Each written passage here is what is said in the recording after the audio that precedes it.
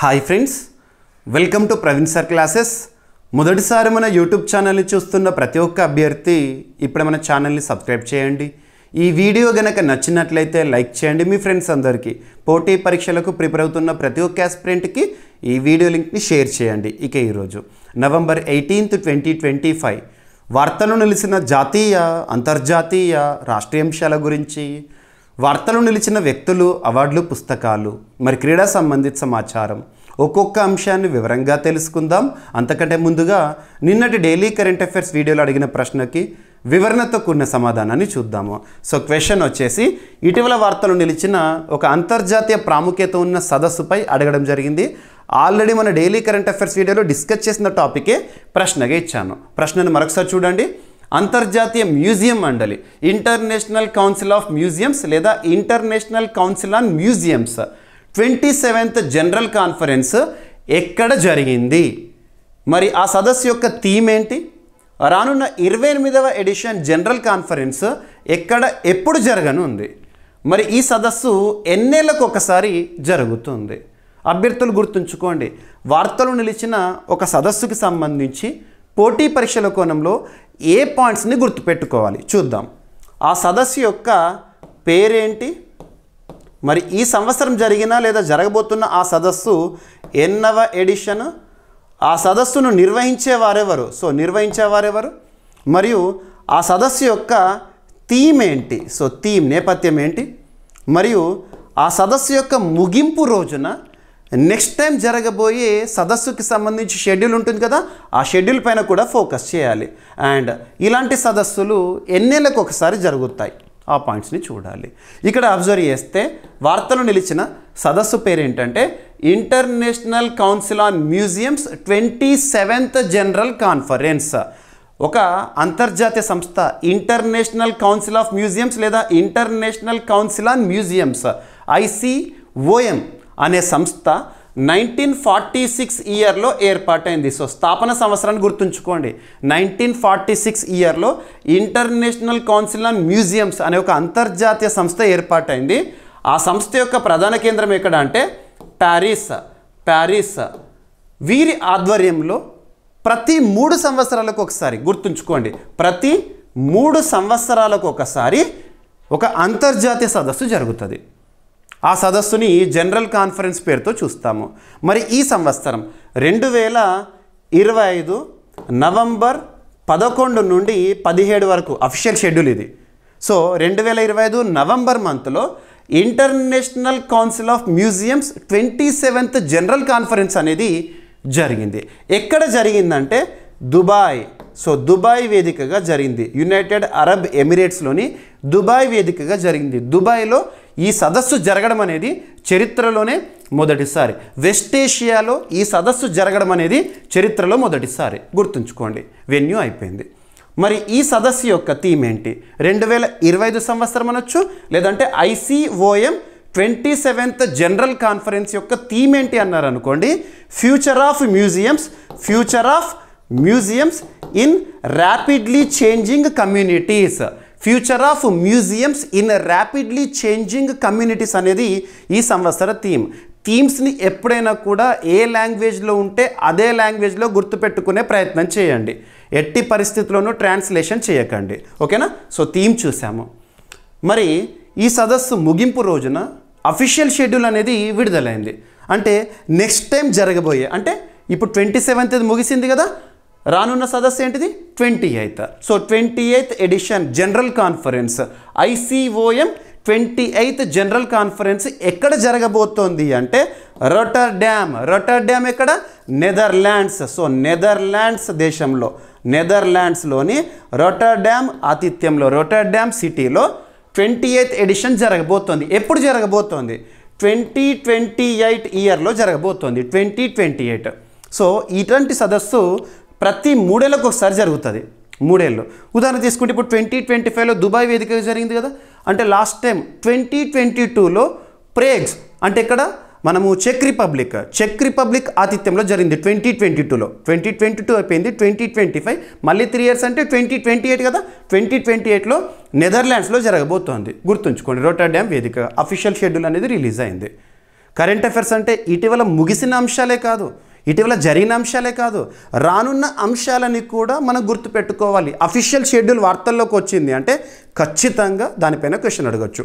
ఉదాహరణకు చెప్పాలంటే ప్రస్తుతం కాప్ సదస్సుని మనం చూస్తున్నాం, కాన్ఫరెన్స్ ఆఫ్ పార్టీస్, UNFCCCకి సంబంధించి కాప్ సదస్సు జరుగుతుంది కదా, బ్రెజిల్లోని బెలెం వేదిక జరుగుతుంది కదా, November 9న ప్రారంభమైంది, 21st వరకు జరుగుతుంది.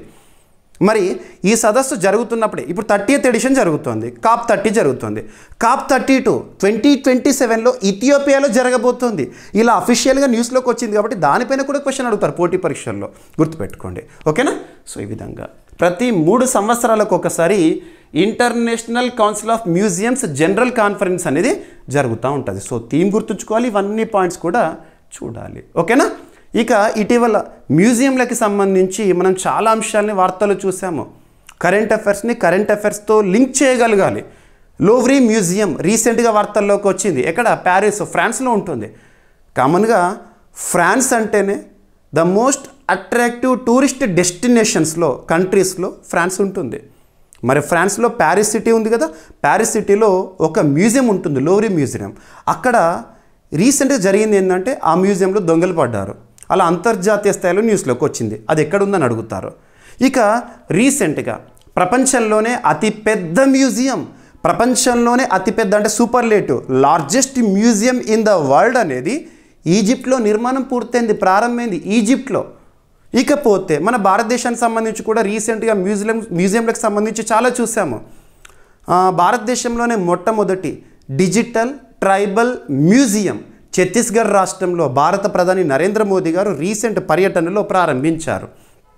ఇకపోతే గుజరాత్ రాష్ట్రంలో ఏక్తా నగర్ ఉంది కదా, సర్దార్ వల్లభభాయ్ పటేల్ గారి విగ్రహం ఉంది కదా, ఆ సమీపంలోనే రీసెంట్గా ఒక శంకుస్థాపన కార్యక్రమాన్ని భారత ప్రధాని నరేంద్ర మోదీ గారి చేతుల మీదుగా జరగడం మనం చూసాము. ఆ మ్యూజియం ఏంటి? Museum of royal kingdoms. భారతదేశ చరిత్రలో ప్రముఖ రాజవంశాలు ఉంటాయి కదా, వాళ్ళని చూపిస్తూ మనకు ఆ మ్యూజియంలో వాళ్ళకి సంబంధించిన సమాచారం తెలుసుకోవడం అన్నట్టు ఇటువంటివి. సో ఒక టాపిక్ న్యూస్లోకి వచ్చిందంటే, మ్యూజియం అనేది ఇప్పుడు న్యూస్లోకి వచ్చింది అంటే మ్యూజియంలకు సంబంధించి లాస్ట్ 6 months ఆర్ 1 yearలో మనం డిస్కస్ చేసినవన్నీ కూడా గుర్తుకు రావాలి. ఆ విధంగా ప్రిపేర్ అవ్వాలి. మీకు వార్తలు నిలిచిన ఒక టాపిక్ని డిస్కస్ చేసేటప్పుడు దాన్ని కన్సర్న్ సబ్జెక్ట్ లింక్ చేస్తున్నాను, దానికి సంబంధించిన బ్యాక్గ్రౌండ్ అంటే జీకే పాయింట్స్ ఇస్తున్నాను. కరెంట్ అఫైర్స్ని రీసెంట్గా ఏ టాపిక్స్ అయితే మనం కరెంట్ అఫైర్స్లో భాగంగా దానికి రిలేట్గా డిస్కస్ చేస్తామో వాటితో లింక్ చేస్తున్నాను. ఈ విధమైన స్ట్రాటజీతో మనం ప్రిపరేషన్ కనుక కొనసాగించామనుకోండి, రానున్న ఏ పోటీ పరీక్ష అయినా, ఏ స్థాయి పోటీ పరీక్ష అయినా కరెంట్ అఫైర్స్ కోణంలో 100% సాధించడంతో పాటు జనరల్ స్టడీస్లో మ్యాక్సిమం స్కోర్ చేయగలుగుతాము. ఓకేనా? సో ఇది ఈ ప్రశ్న సమాధానం. ఎనఫ్. ఓకేనా? Future of museums in rapidly changing communities అనేది థీమ్, ఈ సంవత్సర థీమ్. ఓకేనా? నెక్స్ట్ టైం ఎక్కడ జరగబోతుంది, ఎప్పుడు జరగబోతుంది, లాస్ట్ టైం ఎక్కడ జరిగింది, రీసెంట్గా ఎక్కడ జరిగింది. ఎనఫ్. ఓకేనా? ఈ విధంగా చూడండి. ఇదంతా కూడా మీకు నేను స్క్రిప్ట్ రూపంలో కూడా చూపించాను. సో అంతర్జాతీయ మ్యూజియం మండలి, ఇంటర్నేషనల్ కౌన్సిల్ ఆఫ్ మ్యూజియంస్ నిర్వహించిన కాన్ఫరెన్స్ 27th జనరల్ కాన్ఫరెన్స్ దుబాయ్లో విజయవంతంగా జరిగింది. మరి మ్యూజియంలకు సంబంధించి అంతర్జాతీయ సదస్సు యొక్క ప్రాముఖ్యత ఏంటంటే, అంతర్జాతీయ స్థాయిలో మ్యూజియంల నిర్వహణ, మ్యూజియంల ప్రమాణాలను ఇక్కడ చర్చిస్తారు. మేధావులు ప్రపంచవ్యాప్తంగా కూడా మ్యూజియంలకు సంబంధించిన నిపుణులు ఉంటారు కదా, వారందరూ కూడా ఇక్కడికి వచ్చేసేసి ప్రత్యేకంగా వాళ్ళు చర్చలు చేస్తారు. అది ఓకేనా? సరిపోతుంది. ప్రస్తుతం ICOMకి ప్రెసిడెంట్గా ఎవరున్నారంటే ఎమ్మా నర్ది గారు ఉన్నారు. ఓకేనా? ICOM ఓకేనా, యునెస్కోకి అనుబంధంగా ఉంటుంది. ICOM 1946 yearలో ఏర్పాటైంది. ప్రధాన కార్యాలయం ప్యారిస్. ప్రపంచవ్యాప్తంగా మ్యూజియంల నిర్వహణ, హెరిటేజ్ సంరక్షణ, మ్యూజియం నైతిక ప్రమాణాలను మార్గదర్శకం చేస్తుంది ఈ ఇంటర్నేషనల్ కౌన్సిల్ ఆఫ్ మ్యూజియంస్ అనే అంతర్జాతీయ సంస్థ. ఎన్ఎఫ్ ప్రతి 3 ఏళ్ళకు ఒకసారి జరుగుతుంది. గతంలో జరిగిన సమావేశాలను కనుక మనం చూసామనుకోండి, కియోటో 2019లో చూసాము, ప్రాగ్ అంటే చెక్ రిపబ్లిక్లో 2022లో జరిగింది, 2025లోనేమో దుబాయ్లో జరిగింది, రానున్న 2028 ఏమో రోటర్డామ్ నెదర్లాండ్స్లో జరగబోతుంది. రైట్, సరిపోతుంది. అండ్ ఇక్కడ మీకు ఒక టాపిక్ని ఎక్స్ప్లెయిన్ చేశాక స్క్రిప్ట్ చూపిస్తున్నాను.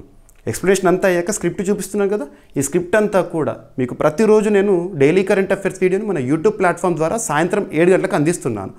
ఈ క్లాస్లో చెప్తున్నా, ఈ వీడియోలో చెప్తున్న కంప్లీట్ కంటెంట్ ప్రతి టాపిక్ కూడా పీడిఎఫ్ రూపంలో మీకు మన యాప్లో అందుబాటులో ఉంటుంది. GVK study circle app. So GVK study circle app ఇప్పటివరకు మన యాప్ని ఇన్స్టాల్ చేసుకొని వారు ఎవరైనా ఉంటే ఈరోజే ఇన్స్టాల్ చేసుకోండి. ప్లే స్టోర్లో జీవీకే స్టడీ సర్కిల్ అని టైప్ చేయండి, యాప్ విజిబుల్ అవుతుంది, క్లిక్ చేసి ఇన్స్టాల్ చేసుకోండి. లేదంటే ఈ వీడియో కింద కామెంట్ బాక్స్లో ఫస్ట్ కామెంట్లో మన యాప్ లింక్ని పోస్ట్ చేస్తాను, లింక్ అయినా క్లిక్ చేసి ఇన్స్టాల్ చేసుకోవచ్చు. మన యాప్లో డైలీ సిఏ అనే ఒక కోర్సు ఉంటుంది. డైలీ సిఏ అనే ఒక కోర్సు ఉంటుంది. ఆ కోర్సులో మీకు ప్రతిరోజు చెప్తున్న ఈ వీడియో కంటెంట్లో ఎక్స్ప్లెయిన్ చేస్తున్న టాపిక్స్ ఏవైతే ఉంటే పీడిఎఫ్ రూపంలో ఉంటాయి, డౌన్లోడ్ ఆప్షన్ ఉంటుంది. అదే కోర్సులో డైలీ సిఏ కోర్సులో డే వైజ్గా డేట్ వైజ్గా కరెంట్ అఫైర్స్ టెస్ట్లను కూడా అప్లోడ్ చేస్తూనే ఉన్నాను, చూడొచ్చు. కొన్ని శాంపుల్ పీడిఎఫ్స్, శాంపుల్ టెస్ట్స్ కూడా ఉంటాయి. అండ్ మన యాప్లో అందుబాటులో ఉన్న ప్రతి కోర్స్ పైన CA 360 కానివ్వండి, డైలీ సిఏ కోర్స్ కానివ్వండి, ఇండియన్ పాలిటీ కోర్స్ కానివ్వండి, మిషన్ 100 కానివ్వండి, UPSC test series, general studies test series, ప్రతి కోర్స్ పైన కూడా భారీ ఆఫర్స్ని అనౌన్స్ చేస్తున్నాను. ఆఫర్స్ అన్నీ కూడా రేపటి నుండి నవంబర్ 19th మార్నింగ్ 8 AM నుండి అందుబాటులో ఉంటాయి. ఆఫర్స్ అన్నీ కూడా రేపు మార్నింగ్ 8 AMకి స్టార్ట్ అవుతాయి. ఆఫర్ పీరియడ్ అనేది జస్ట్ 2 to 3 days ఉంటుంది అంతే. సో అభ్యర్థుల కోరిక మేరకి ఈ ఆఫర్స్ని అనౌన్స్ చేయడం జరుగుతుంది. ఆఫర్స్ని యూటిలైజ్ చేసుకోండి, ఓకేనా. ఈరోజు యాప్ ఇన్స్టాల్ చేసుకోండి, రైట్. ఇక ఈరోజు ఫస్ట్ టాపిక్ రక్షణ రంగానికి సంబంధించి. పోటీ పరీక్షల్లో రక్షణ రంగానికి సంబంధించి వర్తమాన అంశాలు ఏవైతే ఉన్నాయో వాటిపైన ఎక్కువ మొత్తంలో ప్రశ్నలు వచ్చే అవకాశం ఉంది. ఎందుకు చెప్తున్నానంటే ఇటీవల దాదాపు ప్రతిరోజు 1 లేదా 2 అంశాలను రక్షణ రంగానికి సంబంధించి మనం అబ్జర్వ్ చేస్తున్నాం. ప్రతిరోజు మీరు డైలీ కరెంట్ అఫైర్స్ వీడియో చూసారనుకోండి, మీరు రియలైజ్ అవుతారు అట్లీస్ట్ 1 or 2 టాపిక్స్ రక్షణ రంగానికి సంబంధించి ఉంటాయి. ఉదాహరణ చెప్పాలంటే ఈరోజు ఒక 4 టాపిక్స్ మినిమం రక్షణ రంగానికి సంబంధించి ఉన్నాయి. రక్షణ రంగానికి సంబంధించి 6 సెగ్మెంట్స్గా టాపిక్స్ని ఐడెంటిఫై చేయండి. 1 వార్తలు నిలుస్తున్న విన్యాసాలు, 2 మన రక్షణ రంగ అవసరాలు తీర్చుకోవడంలో భాగంగా ఏ దేశం నుండి ఏ ఆయుధాలు దిగుమతి చేసుకుంటున్నాం అంటే డిఫెన్స్ ఇంపోర్ట్స్ అంటాం.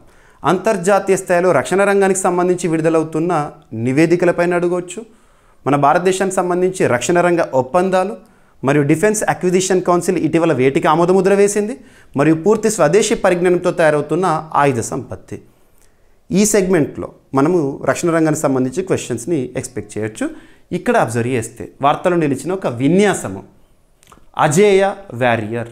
ఏదైనా ఒక విన్యాసం గురించి మనం చూస్తున్నప్పుడు పోటీ పరీక్షల కోణంలో ఆ విన్యాసానికి సంబంధించి ఏ పాయింట్స్ని ఫోకస్ చేయాలంటే వార్తలో నిలిచిన ఆ విన్యాసం పేరేంటి, ఆ విన్యాసంలో ఎన్ని దేశాలు పాల్గొంటాయి, how many countries are participants in that exercise.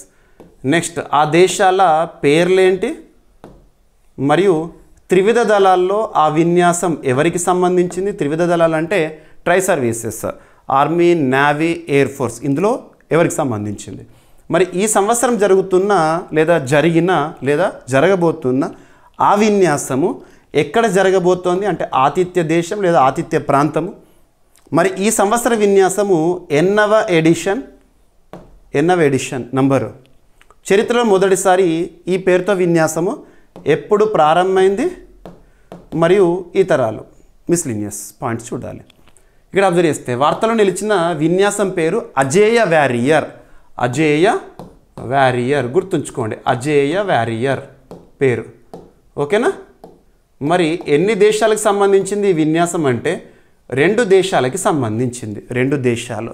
So 2 దేశాలు, ఆ 2 దేశాలు ఏంటంటే భారత్, UK లేదా భారత్, బ్రిటన్ అని గుర్తుంచుకోండి. భారత్, బ్రిటన్ 2 దేశాలకు సంబంధించింది అజేయ వారియర్ అనే విన్యాసము. త్రివిధ దళాల్లో ఎవరికి సంబంధించింది, ఆర్మీకి సంబంధించిందా, నేవీకి సంబంధించిందా, ఎయిర్ ఫోర్స్కా అంటే ఆర్మీకి సంబంధించింది. ఇది ఒక సైనిక విన్యాసం, సైనిక యుద్ధాభ్యాసం, సైనిక విన్యాసము. సింపుల్గా చూడండి, అజేయ వారియర్ అనే విన్యాసము భారత్, UK లేదా భారత్, బ్రిటన్ 2 దేశాలకు సంబంధించిన సంయుక్త సైనిక విన్యాసం అయిపోయింది, ఓకేనా. మరి ఈ సంవత్సరం ఆతిథ్యం ఎవరు?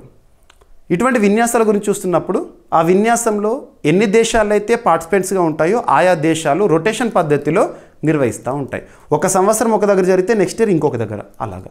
ఇప్పుడు మరి ఈ సంవత్సరం అజేయ వారియర్ విన్యాసాలకు ఆతిథ్య దేశం ఏంటంటే భారతదేశంలోని రాజస్థాన్ రాష్ట్రం ఉంది కదా, రాజస్థాన్. అక్కడ మహాజన్ ఫీల్డ్ ఫైరింగ్ రేంజ్ అనేది ఉంటుంది, అక్కడ జరుగుతుంది. రాజస్థాన్ ఇండియా అని గుర్తుంచుకోండి, ఆతిథ్యం ఇండియా.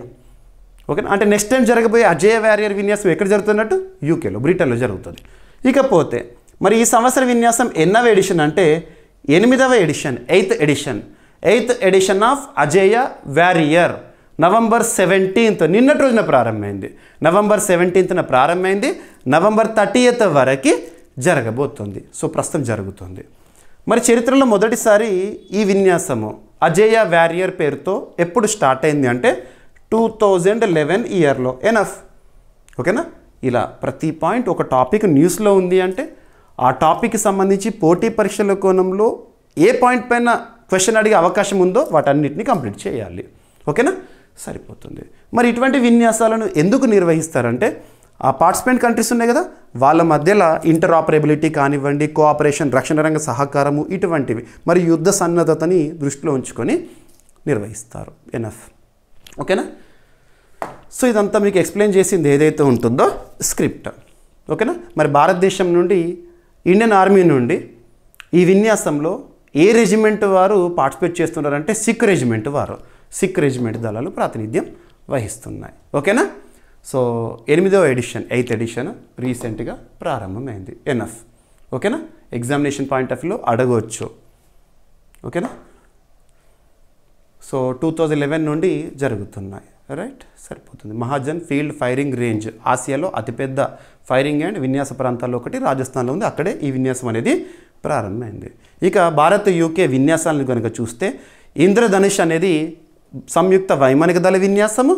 నెక్స్ట్ కొంకన్ అనేది నావీకి సంబంధించి భారత్ బ్రిటన్ 2 దేశాలకు సంబంధించిన సంయుక్త నావిక దళ విన్యాసము. సో చూడండి, ఇవి కూడా యాడ్ చేశాను. ఎగ్జామినేషన్లో అడగవచ్చు జీకే పాయింట్స్లో. ఇటీవల వార్తలు నిలిచిన విన్యాసాలు ఏవైతే ఉంటే వాటిపైన ప్రత్యేక శ్రద్ధను చూపండి.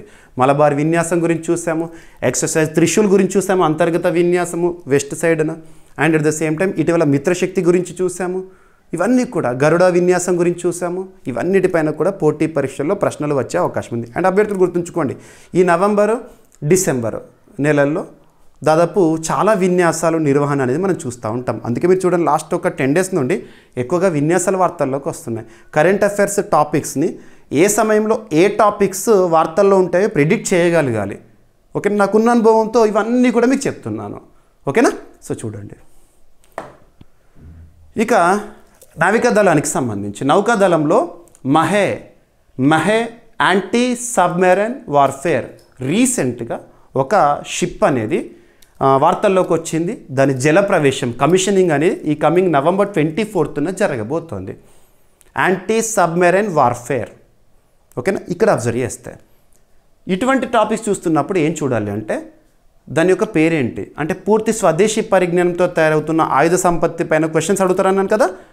షిప్పులు కానివ్వండి, తుపాకులు కానివ్వండి, మిసైల్స్ కానివ్వండి, ఇటువంటి వాటిని చూసినప్పుడు వాటి పేరు చూడండి, మరియు దాన్ని ఎవరు తయారు చేస్తున్నారు, ఏ సంస్థ తయారు చేయడం జరుగుతుంది. మరి ఎందుకు ఇప్పుడు వార్తల్లోకి వచ్చింది?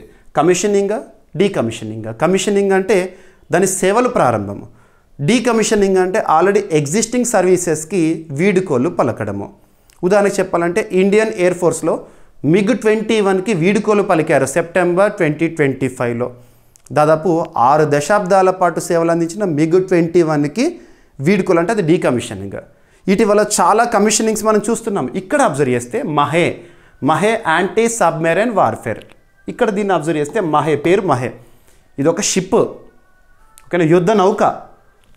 ఎవరు తయారు చేశారంటే కొచ్చిన్ షిప్ యార్డ్ లిమిటెడ్ వారు తయారు చేశారు. కొచ్చిన్ షిప్ యార్డ్ లిమిటెడ్ అనేది చాలా పెద్ద నౌకా నిర్మాణ సంస్థ రక్షణ రంగానికి సంబంధించి.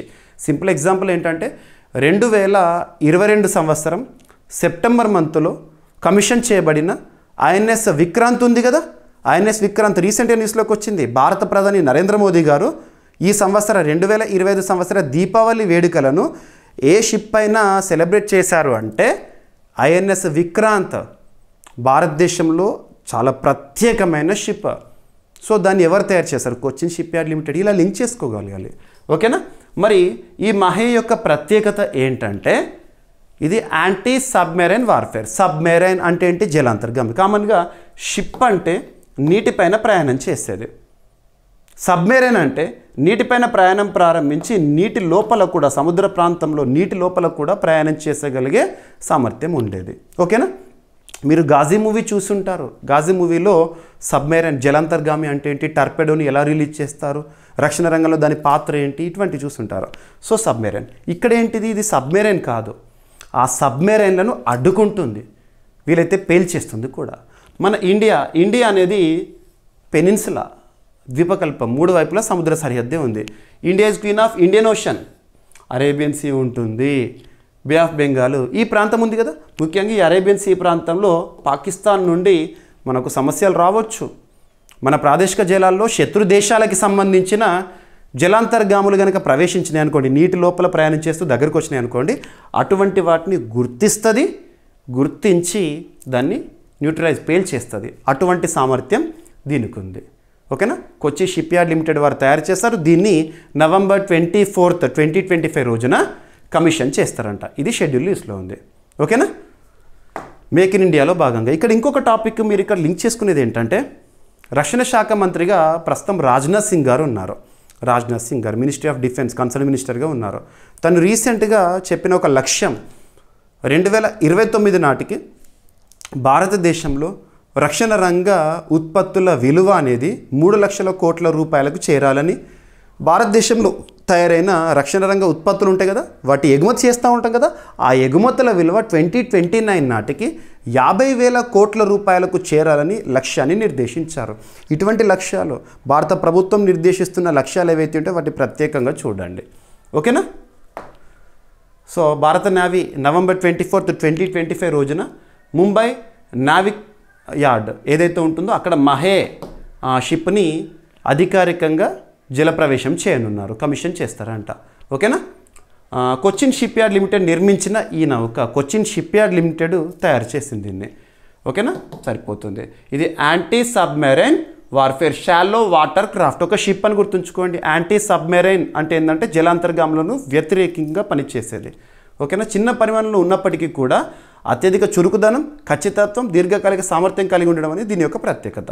ఇది ఏం చేస్తుందంటే శత్రు జలాంతర్గాములు సబ్మెరైన్స్ని గుర్తించడం, వాటిని వేటాడడము, తీరగస్తీ, కీలక సముద్ర మార్గాల భద్రత వంటి కార్యకలాపాలను చేస్తుంది. దాదాపు 80% కంటే ఎక్కువ స్వదేశీ పరిజ్ఞానంతో దీన్ని తయారు చేశారు. మహే అనే పేరు ఎలా వచ్చిందంటే మలబార్ తీరం, మలబార్ అంటే మనము కేరళ తీరం మలబార్ అంటాం కదా, సో మలబార్ తీరంలోని ప్రసిద్ధ చారిత్రక పట్టణం నుండి తీసుకోబడింది. రైట్, సరిపోతుంది. Right, anti submarine warfare shallow water craft, ఒక షిప్. రైట్, సరిపోతుంది. కొచ్చి షిప్ యార్డ్ భారత్లో అతిపెద్ద నౌకా నిర్మాణ కేంద్రం, విక్రాంత్ విమానవాహక నౌక నిర్మాణం కూడా ఇక్కడే జరిగింది. Right, enough. ఇక టెరిటోరియల్ ఆర్మీ అనేది న్యూస్లో ఉంది. టెరిటోరియల్ ఆర్మీ గురించి రీసెంట్గా చాలాసార్లు వార్తల్లో చూస్తాము. ఉదాహరణకు చెప్పాలంటే మే 7, 2025 రోజున భారత్ ఆపరేషన్ సింధూర్ని ప్రారంభించింది. ఎందుకు ప్రారంభించింది? ఏప్రిల్ 22, 2025 రోజున పహల్గామ్లో జరిగిన ఉగ్ర ఘటన మన అందరికీ ఉంది కదా, సో దాన్ని దృష్టిలో ఉంచుకొని ఆపరేషన్ సింధూర్ని ప్రారంభించింది. పాక్ ఆక్యుపైడ్ కాశ్మీర్లో ఉన్న ఉగ్ర స్థావరాలను మనం నిర్వీర్యం చేసేసాము, పేల్చి పారేస్తాము. ఆ సమయంలో ఇక 2 దేశాల మధ్య ఉద్రిక్త పరిస్థితులు ఉన్నాయి. యుద్ధం అనేది దాదాపు ప్రారంభమైంది. ఆ సమయంలో ఇండియన్ ఆర్మీ నుండి ఒక పిలుపు వచ్చింది, టెరిటోరియల్ ఆర్మీలో సేవలు అని చెప్పేసేసి. కొంతమంది ప్రముఖులు, సెలబ్రిటీస్, మహేంద్ర సింగ్ ధోని గారి పేరును చూసాము, అండ్ కొంతమంది ఎంపీల పేర్లను చూసాము. వారు టెరిటోరియల్ ఆర్మీలో సేవలు అందించడానికి సిద్ధంగా ఉన్నారు. టెరిటోరియల్ ఆర్మీ అంటే ఏంటంటే సాధారణంగా ప్రభుత్వ ఉద్యోగం కానివ్వండి, సేవలు ప్రభుత్వ రంగంలో పనిచేస్తూనే యుద్ధ పరిస్థితుల్లో దేశానికి కావలసిన సమయంలో సైన్యంలో పనిచేయడము టెరిటోరియల్ ఆర్మీ. అటువంటి టెరిటోరియల్ ఆర్మీలో ఇప్పటివరకు మహిళలు లేరు. ఇక మహిళల్ని కూడా టెరిటోరియల్ ఆర్మీలో భాగస్వామ్యం చేయాలని చెప్పేసి ఒక కీలక ప్రకటన. టెరిటోరియల్ ఆర్మీలో మనం కూడా చేరవచ్చు. భారత సైన్యం త్వరలో టెరిటోరియల్ ఆర్మీ బెటాలియన్లలో మహిళా సైనికులను కూడా చేర్చే ప్రణాళికను రూపొందిస్తోంది. ఇది మహిళలకు రక్షణ రంగంలో మరింత అవకాశాలు కల్పించే నవీన చర్యగా భావించబడుతోంది. రక్షణ రంగంలో మహిళల పాత్ర రీసెంట్గా మనం చూస్తున్నాం చాలాసార్లు. టెరిటోరియల్ ఆర్మీ అంటే ఇది పార్ట్ టైం స్వచ్ఛంద సైనిక దళం. భారత రెగ్యులర్ ఆర్మీకి సహాయక దళంగా పనిచేస్తుంది. ఇది ఉద్యోగంగా కాదు, ఒక దేశం కోసం మనం నిర్వర్తించే కర్తవ్యంలా. పౌర వృత్తిలో నియమితంగా పనిచేస్తున్న వారు మాత్రమే దీనిలో చేరవచ్చు. టెరిటోరియల్ ఆర్మీ సభ్యులు తమ సివిల్ ఉద్యోగాన్ని కొనసాగిస్తూ అవసరమైనప్పుడు దేశ సేవలో పాల్గొనడం ఉద్దేశం. టెరిటోరియల్ ఆర్మీ నినాదం ఏంటి, మోటో ఏంటంటే సావధానివా శౌరత. ఓకేనా. ఇక టెరిటోరియల్ ఆర్మీ చరిత్ర మీరు చూడండి, ప్రతి టాపిక్ వార్తలు నిలిచిన టాపిక్కి సంబంధించి బ్యాక్గ్రౌండ్ ఇస్తున్నాను నేను.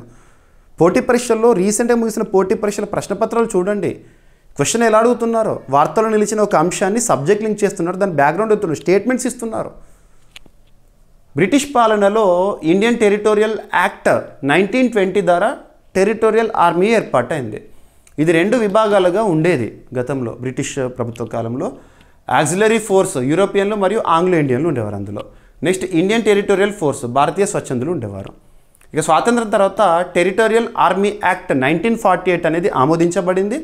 1949 అక్టోబర్ 9న భారత తొలి గవర్నర్ జనరల్ శ్రీ రాజగోపాలాచారి గారు టెరిటోరియల్ ఆర్మీని అధికారికంగా ప్రారంభించారు. ఈ బిట్ ఎగ్జామినేషన్లో మనం ఎక్స్పెక్ట్ చేయాల్సిన బిట్, ఎందుకంటే రీసెంట్గా ఆపరేషన్ సింధూర్ సమయంలో టెరిటోరియల్ ఆర్మీ న్యూస్లో ఉంది, ఇప్పుడు టెరిటోరియల్ ఆర్మీ న్యూస్లో ఉంది. సో కాబట్టి టెరిటోరియల్ ఆర్మీకి సంబంధించి చరిత్ర పైన క్వశ్చన్ అడుగుతారు.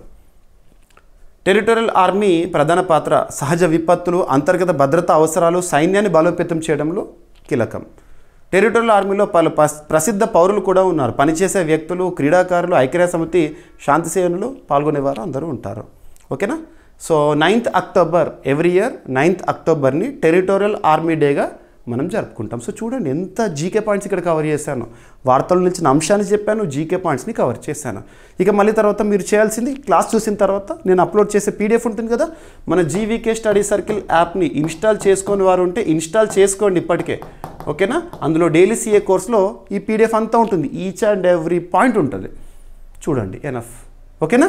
ఇక ఏ పోటీ పరీక్షన, ఏ స్థాయి పోటీ పరీక్షన 100% కరెంట్ అఫైర్స్లో సాధించడంతో పాటు జనరల్ స్టడీస్లో మ్యాక్సిమం స్కోర్ చేయగలుగుతాము. Through current affairs we're learning general studies. So మన యాప్లో అన్ని కోర్సుల పైన కూడా భారీ ఆఫర్ అనేది రేపటి నుంచి నవంబర్ 19th ఉదయం 8 గంటల నుండి ప్రారంభమవుతాయి ఆఫర్స్. ఓకేనా. ఇక దుబాయ్ ఎయిర్ షోలో భారత వాయుసేన పాల్గొందంట. దుబాయ్లో ఎయిర్ షో, ఆ ఎయిర్ షో పేరేంటి, మరియు భారత వాయుసేనలో ఎవరు పాల్గొన్నారు? సూర్యకిరణ్ తేజస్. సో భారత వాయుసేన ఇండియన్ ఎయిర్ ఫోర్స్లోని సూర్యకిరణ్ ఏరోబాటిక్ టీం మరియు తేజస్ ఫైటర్ విమానాలతో కలిసి 2025 నవంబర్ 17 నుండి 21 ప్రస్తుతం జరుగుతుంది దుబాయ్ ఎయిర్ షోలో పాల్గొన్నారు. ఓకేనా. సో గుర్తుంచుకోండి, తేజస్ ఫైటర్ విమానాలతో సూర్యకిరణ్. ఐఏఎఫ్ కంటింజెంట్ ఇప్పటికే దుబాయ్ అల్ మక్తుమ్ ఎయిర్ బేస్కి చేరుకుంది. సో ఎక్కడ జరుగుతుంది? Dubai air show Al Maktoum air బేస్లో జరుగుతుంది. ఇటీవల వార్తల్లో నిలిచిన అల్ మక్తుమ్ ఎయిర్ బేస్ ఎక్కడ ఉంది? దుబాయ్. ఎందుకు వార్తల్లోకి వచ్చింది? Dubai air show. అందులో భారతదేశం నుండి ఇండియన్ ఎయిర్ ఫోర్స్ పార్టిసిపేట్ చేసింది. ఇండియన్ ఎయిర్ ఫోర్స్లో ఏ దళము? ఏ ఫైటర్ జెట్స్. ఓకేనా. ఈ గ్లోబల్ ఈవెంట్లో 100కు పైగా ఆర్మీ ఎయిర్ ఫోర్స్లో పాల్గొనడం అనేది చూస్తాము.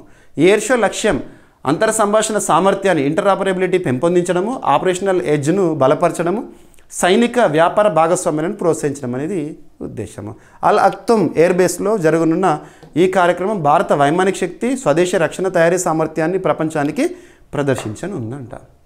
సరిపోతుంది. సూర్యకిరణ్ ఏరోబాటిక్ టీం ఐఏఎఫ్ యొక్క ప్రముఖ వైమానిక విన్యాస బృందం. ఐఏఎఫ్లో ఒక టీం, ఇందాక మీకు చెప్పాను, ఆర్మీలో సిక్ రెజిమెంటు మనము అజయ్ వారియర్ విన్యాసంలో పార్టిసిపేట్ చేస్తుంది. అలా ఎయిర్ ఫోర్స్లో ఒక వింగ్ అన్నట్టు. రైట్. సరిపోతుంది. Light combat aircraft Tejas భారత స్వదేశీ తొలి యుద్ధ విమానము. ఓకేనా. ఇక దుబాయ్ ఎయిర్ షో ప్రపంచంలో అగ్రగామి ఏవియేషన్ అండ్ డిఫెన్స్ ఎగ్జిబిషన్లలో ఒకటి. యుఏఈ 1989 నుంచి నిర్వహిస్తుంది. ఇక నెక్స్ట్ టాపిక్, మొట్టమొదటి, తొలి, అతిపెద్ద, అతి చిన్న, అతి పొడవైన ఇలాంటి ప్రత్యేక పదాలతో కూడిన కరెంట్ అఫైర్స్ని మనం సూపర్లేటివ్స్గా చూస్తాము. ఇక్కడ ఒక సూపర్లేటివ్ టాపిక్. గోవా రాష్ట్రము ప్రస్తుతం ప్రపంచాన్ని నడిపిస్తోంది టెక్నాలజీ. మనం ఆన్లైన్ సేవలపైన ఆధారపడుతున్నాం. మనకి ఏది కావాలన్నా కూడా ఆన్లైన్, 1 క్లిక్తో మన అవసరాలు తీర్చుకుంటున్నాము. The dependency on online is increasing nowadays. మరి ఆన్లైన్లో ఇంతగా ఆధారపడడం అనేది కొంతమందికి అవకాశం ఇస్తుంది. సైబర్ దాడులు జరుగుతున్నాయి, ఆన్లైన్లో మోసాలు జరుగుతున్నాయి. మనకు అనుకోని సందర్భంలో మొబైల్కి ఒక ఓటీపీ వచ్చింది అనుకోండి, ఆ ఓటీపీని ఎవరితో కూడా పంచుకోకూడదు, మనకు సంబంధించింది మనకే. మనం ఏదైనా ప్రాసెస్ చేస్తే మనకు ఓకే. కానీ కొంతమంది ఆన్లైన్లో సైబర్ నేరాలకు పాల్పడుతున్నారు. అటువంటి సైబర్ నేరాలకు ప్రతిస్పందనగా మంచి చర్య తీసుకుంటున్న ఒక రాష్ట్రంగా గోవా ఈరోజు సూపర్లేటివ్గా న్యూస్లోకి వచ్చింది. దేశంలోనే 100% సైబర్ మోసాల స్పందన వ్యవస్థ కలిగిన తొలి రాష్ట్రంగా గోవా. గోవాలో బీజేపీ అండ్ సపోర్టింగ్ పార్టీస్ అధికారంలో బీజేపీ లార్జెస్ట్ పార్టీ. ప్రస్తుతం ప్రమోద్ సావంత్ గారు ముఖ్యమంత్రిగా విధులు నిర్వర్తిస్తున్నారు. Goa police becomes, so police department అనేది రాష్ట్ర జాబితాలోని అంశము.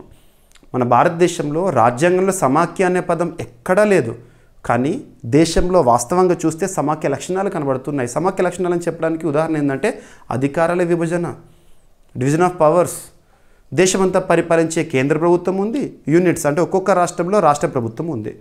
మరి అలా అధికారాలు అనేవి కావాలి కదా. ఆర్టికల్ 246 లేదంటే షెడ్యూల్ 7 కేంద్ర రాష్ట్ర సంబంధాలు, అందులో union list, state list, concurrent list అనేది ఉంటుంది కదా. అందులో స్టేట్ లిస్ట్లో స్టేట్ పోలీస్ అనేది ఉంటుంది. సో ఇక్కడ police department, law and order, jails రాష్ట్ర జాబితాలోని అంశము ఆర్టికల్ 246లో. So Goa police becomes first in India, దేశంలోని మొట్టమొదటి పోలీస్ డిపార్ట్మెంట్. ఎలా అన్నట్టు to achieve 100% response rate on cyber fraud, cyber భద్రత విషయంలో అద్భుతమైన పనితీరుతో వాళ్ళు ఒక హెల్ప్ లైన్ కూడా ప్రారంభించారు 1930 అని చెప్పేసేసి. మనకి ఏదైనా ఆన్లైన్లో ఏదైనా మోసాన్ని ఎదుర్కొన్నాం అనుకోండి, 1930 నెంబర్కు కాల్ చేసి ఇలా నాకు ఆన్లైన్లో ఇలా జరిగింది, సైబర్ దాడి జరిగింది, నా అకౌంట్లో డబ్బులు పోయినాయి, ఇలా అని చెప్పామనుకోండి, దానికి వెంటనే ప్రతిస్పందన అనేది గోవా స్టేట్ పోలీస్ డిపార్ట్మెంట్ వస్తుంది. మన సమస్యకు మ్యాక్సిమం పరిష్కారం అనేది దొరుకుతుంది అన్నట్టు. అలా యాక్టివ్గా పనిచేస్తున్నారు. ఓకేనా. సో గోవా రాష్ట్రము సైబర్ మోసాలకు 100% స్పందన రేటు అందించిన భారతదేశంలోని మొదటి రాష్ట్రంగా నిలిచింది. రాష్ట్రంలోని cloud based 1930 cyber fraud call centre ప్రజాసేవల వేగము, చేరువ మరియు నాణ్యతను కొత్త స్థాయికి తీసుకెళ్ళింది. కాల్ సెంటర్ ప్రారంభం నుండి ఇప్పటి వరకు 5,000కు పైగా కాల్స్ వచ్చినాయి. అవన్నిటిని కూడా పరిష్కరించారంట. ఓకేనా, సరిపోతుంది. రైట్. కాల్ వచ్చిన వెంటనే పేరు, ఫోన్ నెంబర్, కాల్ టైం వంటి వివరాలు ఆటోమేటిక్గా రికార్డ్ అవుతాయి. ఓకేనా. సో మంచి క్వాలిటీతో సర్వీస్ అందిస్తున్నారు. ఇలా కొన్ని రాష్ట్రాలు ఇటీవల సూపర్లేటివ్ టాపిక్స్తో న్యూస్లోకి వస్తున్నాయి. వాటిని చూడండి. ఇక్కడ గోవా గురించి చూసాము సైబర్ రిలేటెడ్గా. రీసెంట్గా మహారాష్ట్రని చూసాము. స్టార్లింక్తో ఒప్పందం కుదుర్చుకొని దేశంలోనే మొట్టమొదటిసారి శాటిలైట్ బేస్డ్ ఇంటర్నెట్ సేవలకు సంబంధించి న్యూస్లోకి వచ్చింది మహారాష్ట్ర. ఇక పంజాబ్ రాష్ట్రం అమెండెడ్ భారత్ నెట్ అమలు విషయంలో దేశంలో మొట్టమొదటి రాష్ట్రంగా రీసెంట్గా న్యూస్లోకి వచ్చింది. కేరళ రాష్ట్రము ఎక్స్ట్రీమ్ పావర్టీని నిర్మూలించిన దేశంలోనే మొట్టమొదటి రాష్ట్రంగా న్యూస్లో ఉంది. ఇటువంటివి చూడాలి. ఓకేనా. So 1930 national cyber helpline, online financial ఫ్రాడ్ల నివేదిక కోసం కేంద్రం ఏర్పాటు చేసిన హెల్ప్ లైన్ గోవాలో అద్భుతంగా అమలవుతోంది. రైట్, సరిపోతుంది. ఇక సైబర్ నేరాల పరిశీలనకు కేంద్రము Indian cyber crime coordination centre I4Cని స్థాపించింది. I4C అంటే ఏంటి? Indian cyber crime coordination centre, I4C. ఓకేనా. సో భారతదేశంలో సైబర్ మోసాల్లో ప్రధాన రకాలు ఏంటంటే యూపీఐ ఫ్రాడ్స్ ఉంటాయి, కేవైసీ స్కామ్ ఉంటుంది, సోషల్ మీడియా ఇంపోస్టర్ ఫ్రాడ్స్ ఉంటాయి, ఫిషింగ్ ఉంటుంది, ఇన్వెస్ట్మెంట్ స్కామ్స్, ఇవన్నీ కూడా. ఓకేనా.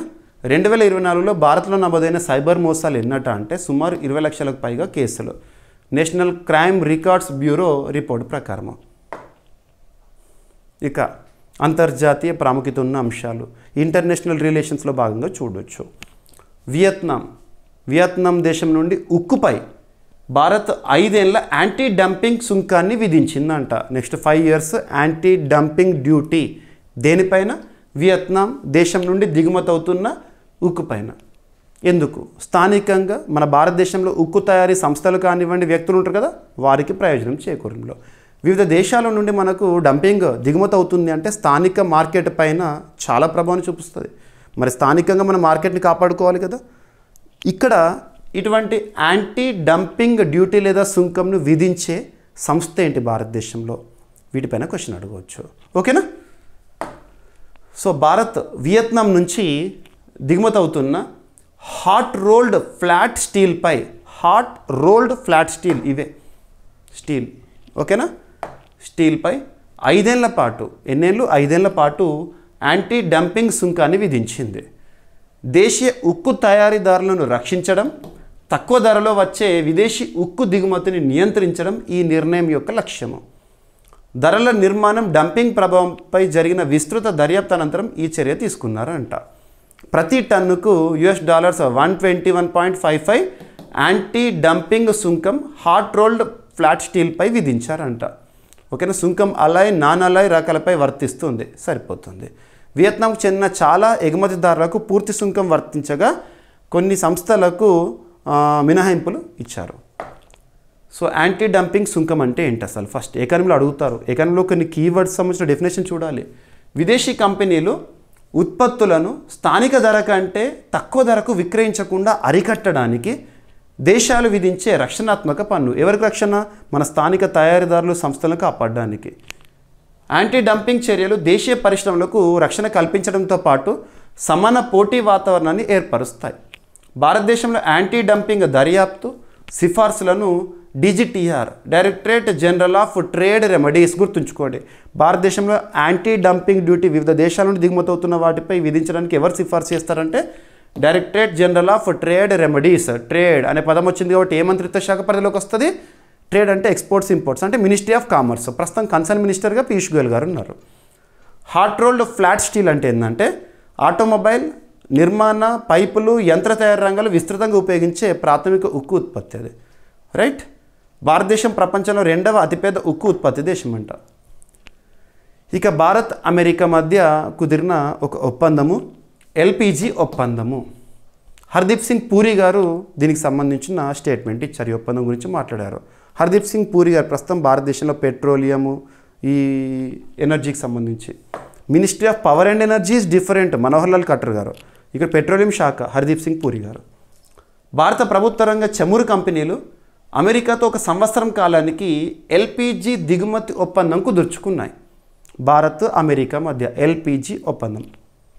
పెట్రోలియం మరియు సహజవాయు మంత్రి హర్దీప్ సింగ్ పూరి గారు తెలిపిన ప్రకారము ప్రతి సంవత్సరం 2.2 మిలియన్ టన్నుల LPG US గల్ఫ్ కోస్ట్ ప్రాంతం నుంచి భారతదేశానికి దిగుమతి కానుంది. ఎంత క్వాంటిటీ చూడండి, ఎక్కడి నుండి చూడండి. LPG సరఫరా భద్రత, అందుబాటు, తక్కువ ధరలో ప్రజలకు సరఫరా చేయాలనే లక్ష్యంతో ప్రభుత్వం సరఫరా వనరులను విస్తృతం చేస్తోందంట. ఇందుకోసం గత కొన్ని నెలలుగా Indian oil, Bharat petroleum, Hindustan petroleum సంస్థల ఉన్నతాధికారులు అమెరికా వెళ్ళి ప్రధాన ఉత్పత్తిదారులతో చర్చలు జరిపారు. భారతదేశంలో Indian oil, Bharat petroleum, Hindustan petroleum, గుర్తుంచుకోండి. ఈ ఒప్పందం భారతదేశానికి నిరంతర LPG అందుబాటును నిర్ధారించడంతో పాటు గ్లోబల్ మార్కెట్ అనిశ్చితుల మధ్య ఎనర్జీ సెక్యూరిటీని బలోపేతం చేస్తుంది. భారత్, అమెరికా మధ్య LPG ఒప్పందం. ఓకేనా?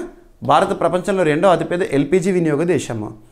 భారత LPG వినియోగంలో సుమారు 55% దిగుమతులపై ఆధారపడుతుంది. LPG ప్రధానంగా ప్రొపేన్, బ్యూటేన్ మిశ్రమం, వంట గ్యాస్గా వినియోగం అధికము.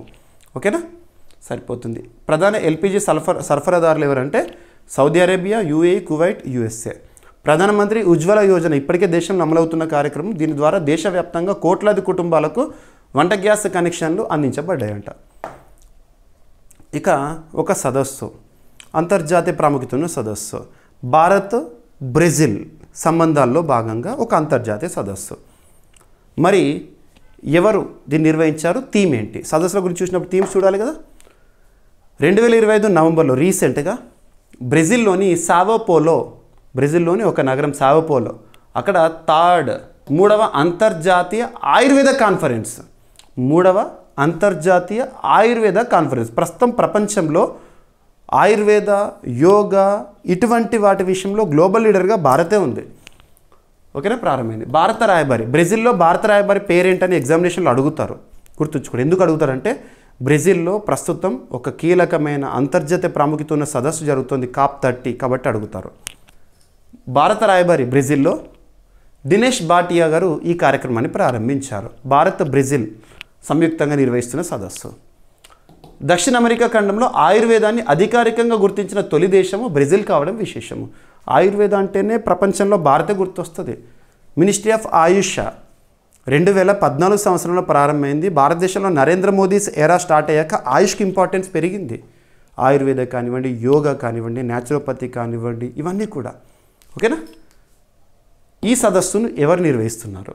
స్వామి వివేకానంద కల్చరల్ సెంటర్, భారతదేశానికి సంబంధించి స్వామి వివేకానంద కల్చరల్ సెంటర్, మరియు బ్రెజిల్కి సంబంధించి నేషనల్ కౌన్సిల్ ఆఫ్ ఆయుర్వేద, ఎవరు? కొనాయూర్ సావోపోలో, అంటే బ్రెజిల్కి సంబంధించి.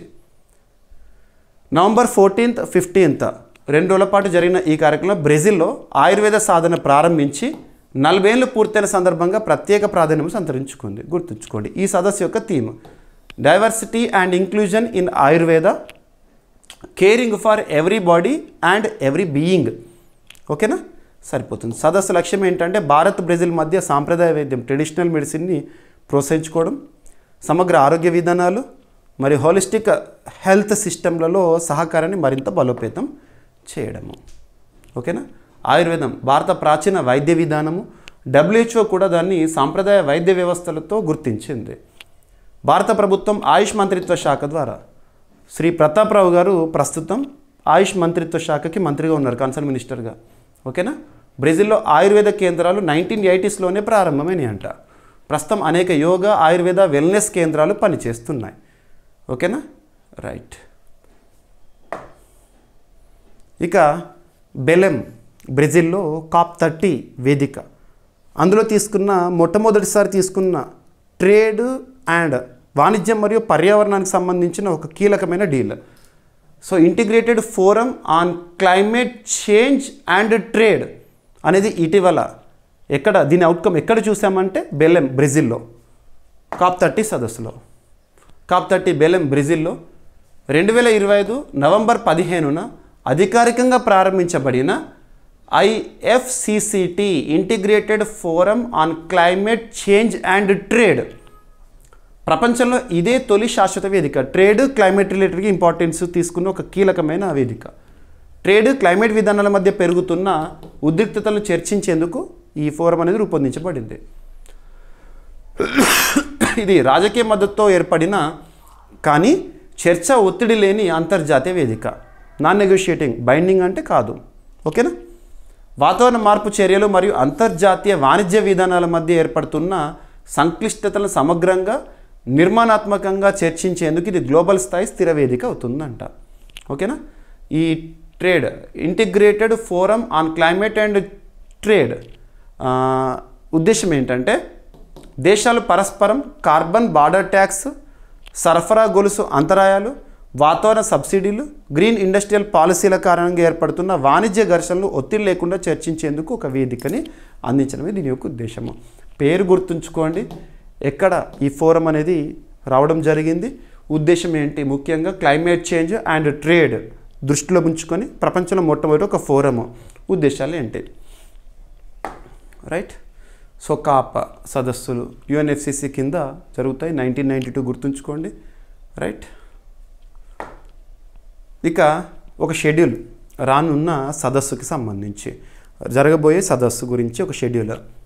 ముంబైలో 10వ global economic summit and world trade expo ముంబైలో జరగబోతోంది. భారతదేశంలో ఆర్థిక రాజధాని ముంబై. ప్రస్తుతం మహారాష్ట్రలో అధికారంలో ఉంది NDA, లార్జెస్ట్ పార్టీగా BJP ఉంది. దేవేంద్ర ఫడ్నవీస్ గారు ప్రస్తుతం ముఖ్యమంత్రిగా ఉన్నారు. ఓకేనా? ఇక్కడ అబ్జర్వ్ చేస్తే వరల్డ్ ట్రేడ్ సెంటర్, ప్రపంచ వాణిజ్య సంస్థ అంటాం. వరల్డ్ ట్రేడ్ సెంటర్ ముంబై మరియు all India association of industries సంయుక్తంగా 10వ గ్లోబల్ ఎకనామిక్ సమ్మిట్ అండ్ 6వ వరల్డ్ ట్రేడ్ ఎక్స్పోను నవంబర్ 21, 22 2 రోజుల పాటు నిర్వహిస్తారంట. ఇక్కడ గుర్తుంచుకోండి, 10th గ్లోబల్ ఎకనామిక్ సమ్మిట్ మరియు వరల్డ్ ట్రేడ్ ఎక్స్పో ఎక్కడ? ముంబైలో. ఎప్పుడు? నవంబర్ 21, 22 2 రోజుల పాటు. మరి దీన్ని ఎవరు నిర్వహిస్తారు? ఈ ఈవెంట్కు విదేశాంగ మంత్రిత్వ శాఖ, Ministry of external affairs, foreign ministry అంటే మనకు ప్రస్తుతం సుబ్రహ్మణ్యం జయశంకర్ గారు ఉన్నారు, కన్సర్న్ మినిస్ట్రీ. MSME మంత్రిత్వ శాఖ, మహారాష్ట్ర ప్రభుత్వము, MMRDAలు మద్దతిస్తాయంట. ఈ కార్యక్రమం WTCA ఏషియా పసిఫిక్ కాన్ఫరెన్స్తో పాటు జరుగుతుంది. World Trade Center Asia Pacific కాన్ఫరెన్స్తో పాటు ఈ సదస్సు జరుగుతుందంట. రైట్. మరి ఈ సదస్సు యొక్క థీమ్ ఏంటంటే accelerating global trade, fostering partnerships, connectivity and resilience. So themes గురించి ఏ లాంగ్వేజ్లో ఉంటే అదే లాంగ్వేజ్లో గుర్తుపెట్టుకోండి. రైట్. WTC సమ్మిట్ ముంబై 1970లో స్థాపించబడిన భారత ప్రముఖ అంతర్జాతీయ వాణిజ్య ప్రోత్సాహక సంస్థ. ఓకేనా, సరిపోతుంది. ఇక రానున్న రక్షణ రంగానికి సంబంధించిన ఒక వేదిక ప్రపంచ స్థాయిలో మరి మన భారతదేశానికి సంబంధించిన రక్షణ రంగానికి సంబంధించి కొన్ని వ్యూహాలను కానివ్వండి, కొన్ని కీలక చర్చలకు కానివ్వండి వేదిక కానుంది. చాణక్య డిఫెన్స్ డైలాగ్ ఎప్పుడు జరగబోతోంది, ఎక్కడ జరగబోతోంది అంటే ఏ దేశ ఆతిథ్యంలో జరగబోతోంది. సో రక్షణ మంత్రిత్వ శాఖ, మినిస్ట్రీ ఆఫ్ డిఫెన్స్, ప్రస్తుతం కన్సర్న్ మినిస్టర్గా రాజ్నాథ్ సింగ్ గారు ఉన్నారు కదా. చాణక్య డిఫెన్స్ డైలాగ్ 2025ని థర్డ్ ఎడిషన్, ఈ సంవత్సరం థర్డ్ ఎడిషన్, ఇది 3వ ఎడిషన్ నవంబర్ 27 నుంచి న్యూఢిల్లీలో నిర్వహించనుంది. సో చాణక్య డిఫెన్స్ డైలాగ్ 2025 అన్న లేదంటే third edition of Chanakya defence dialogue అన్న ఒకటే. ఎక్కడ జరగబోతోంది? న్యూఢిల్లీలో. ఎప్పుడు జరగబోతోంది? నవంబర్ 27న ప్రారంభం కానుంది. ఈ వేడుకకు ముందుగా భారత సైన్యం సెంటర్ ఫర్ ల్యాండ్ వార్ఫేర్ స్టడీస్తో కలిసి మనక్షా సెంటర్లో ఒక కర్టెన్ రేజర్ కార్యక్రమాన్ని నిర్వహించింది. నిన్నటి రోజున కర్టెన్ రేజర్ కార్యక్రమాన్ని నిర్వహించింది భారత సైన్యం, ఇండియన్ ఆర్మీ. ఎవరితో కలిసి? సెంటర్ ఫర్ ల్యాండ్ వార్ఫేర్ స్టడీస్తో కలిసి. ఓకేనా. ఈ కార్యక్రమంలో ప్రస్తుతం ఆర్మీ చీఫ్గా ఎవరున్నారు? ఉపేంద్ర ద్వివేది గారు పాల్గొని దేశ అభివృద్ధి భద్రత మధ్య ఉన్న అనుసంధానాన్ని ప్రాముఖ్యతగా వివరించారు. ఆయన మాట్లాడుతూ వికసిత్ భారత్ అంటే 2047 మన భారతదేశానికి స్వాతంత్రం వచ్చి 100 సంవత్సరాల అద్భుత గడియలను చూడనున్న సందర్భం. ఆ సందర్భంగా నిర్దేశించుకున్న కొన్ని లక్ష్యాల సాధన కోసము, లక్ష్యాన్ని చేరుకోవాలంటే నిరంతరం స్థిరత్వం, భద్రమైన వాతావరణం కీలకం అన్నారు. ఓకేనా. తాజాగా నిర్వహించిన ఆపరేషన్ సింధూర్ గురించి ప్రస్తావిస్తూ ఉగ్రవాదంపై దేశం చూపుతున్న జీరో టాలరెన్స్ విధానంను పునరుద్ధరించారు. ఓకేనా, సరిపోతుంది. ఇక చాణక్య డిఫెన్స్ డైలాగ్ అంటే భారత్ ప్రాంతీయ మరియు ప్రపంచ భద్రతా సవాళ్లపై నిపుణులు, సైనిక అధికారులు, వ్యూహకర్తలు చర్చించే ప్రముఖ వేదిక. ఓకేనా. Centre for land warfare studies న్యూఢిల్లీలో ఉన్న ప్రముఖ రక్షణ సంబంధిత సంస్థ 2004లో స్థాపన. వికసిత్ భారత్. ఓకేనా, రైట్. ఇక ఒక ఆన్లైన్ పోర్టల్ లేదా ఫోరం న్యూస్లో ఉంది. ఈ జాగృతి అనేది దేనికి సంబంధించింది అంటారు? వినియోగదారుల కోసం సంబంధించింది. వినియోగదారులు అంటే మనమే, కన్జ్యూమర్స్. మన భారతదేశంలో కన్జ్యూమర్ రైట్స్ ప్రొటెక్షన్ యాక్ట్ 1986 ఉండే. కొత్తగా సవరించబడిన కన్జ్యూమర్ రైట్స్ ప్రొటెక్షన్ యాక్ట్ 2019లో చూసాము. అంటే వినియోగదారులకంటూ హక్కులు ఉంటాయి. మనం తీసుకునే ప్రోడక్ట్స్ విషయంలో, క్వాలిటీ విషయంలో మనకంటూ ప్రత్యేక హక్కులు ఉంటాయి. మినిస్ట్రీ ఆఫ్ కన్జ్యూమర్ అఫైర్స్ పరిధిలో లేదా డిపార్ట్మెంట్ ఆఫ్ కన్జ్యూమర్ అఫైర్స్ పరిధిలో ఈ జాగృతి ప్లాట్ఫామ్ని ఇప్పటికే మనం చూస్తున్నాము. దీనికి సంబంధించి న్యూస్ పేపర్లో ఆర్టికల్స్ వచ్చినాయి, చూడండి. సో ఈ జాగృతి అనేది వినియోగదారుల ఫిర్యాదు పరిష్కారం. సో వినియోగదారులు మనం ఏదైనా సమస్య ఎదుర్కొన్నాం అనుకోండి, ఏదైనా ఒక ప్రోడక్ట్ కొన్నప్పుడు కానివ్వండి, ఆన్లైన్లో ఏదైనా ఆర్డర్ పెట్టినప్పుడు కానివ్వండి, ఆ ప్రోడక్ట్లో ఏదైనా లోపం కానీ, నాణ్యత కానీ సమస్య ఎదుర్కొన్నాం అనుకోండి, అప్పుడు మనం ఫిర్యాదు ఇస్తాము. కాబట్టి మనం కన్జ్యూమర్ రైట్స్ ఫోరం అనేది ఒకటి ఉంటుంది, సేమ్ లైక్ కోర్టు లాగానే. ఓకేనా. ఈ జాగృతి అనేది వినియోగదారుల ఫిర్యాదు పరిష్కారాన్ని వేగవంతం చేయడానికి, పారదర్శకంగా మార్చడానికి, దేశంలోని అన్ని కన్జ్యూమర్ కమిషన్లను ఒకే డిజిటల్ వేదికలోకి కలపడానికి రూపొందించిన సమగ్ర ఆన్లైన్ ప్లాట్ఫామ్. వినియోగదారులు దేశంలో నుండి లేదా విదేశాల నుండి కూడా ఆన్లైన్లో ఫిర్యాదు ఇవ్వడము, కేసు పురోగతి తెలుసుకోవడము, ఫీజులు చెల్లించడము, తీర్పులను పొందడం వీలు కల్పించి భౌగోళిక అడ్డంకులను తొలగిస్తుంది. సో ఆన్లైన్ ప్లాట్ఫామ్ దేనికి సంబంధించి వినియోగదారుల హక్కుల పరిరక్షణలో భాగంగా పనిచేస్తుంది. Virtual hearings, document uploads, exchange సదుపాయాల వల్ల కేసుల విచారణలో సమయము, వ్యయం తగ్గి పేపర్లెస్, కాంటాక్ట్లెస్ సాధ్యమవుతుంది. ఓకేనా.